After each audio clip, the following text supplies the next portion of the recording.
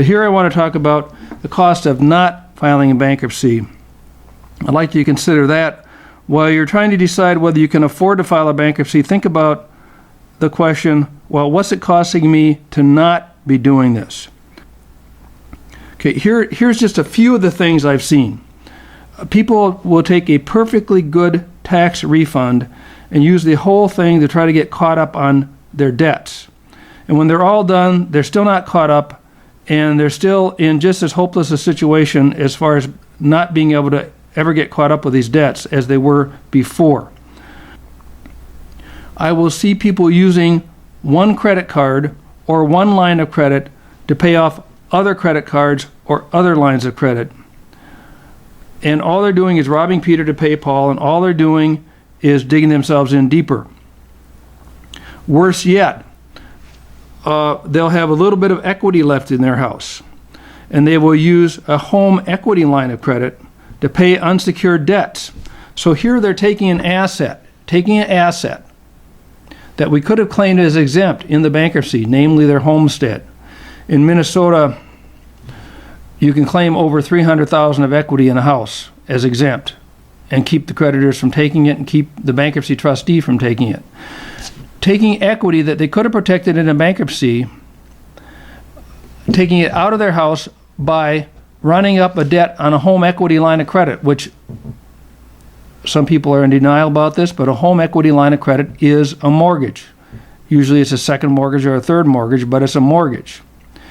So running that home equity line of credit up, using that to pay unsecured debts, big mistake, just puts them in a worse situation. And most of the time, did they really, did that move clear things up so they didn't have to file a bankruptcy? Usually not.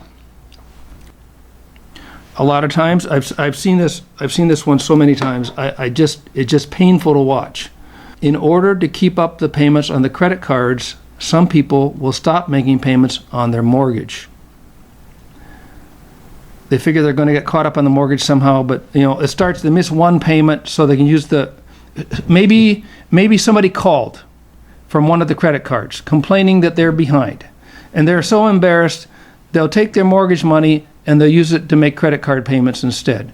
Well, pretty soon it's next month, and now they're 2 months behind in their mortgage. And that can snowball so quickly. By the time they get in to see me, they're 4, 5, 6 months behind in their mortgage, still aren't caught up with those credit cards where they were trying to make the payments on the credit cards. And now they need a bankruptcy, but now they're losing their house. They're never going to get caught up in the mortgage payments, so they're going to lose their house, and they still have to file the bankruptcy. If they would have come to see me 6, 7, 8 months earlier, could have saved the house. You don't pay your credit card, you don't pay some debt for a while. Usually it's a credit card, but doesn't always have to be.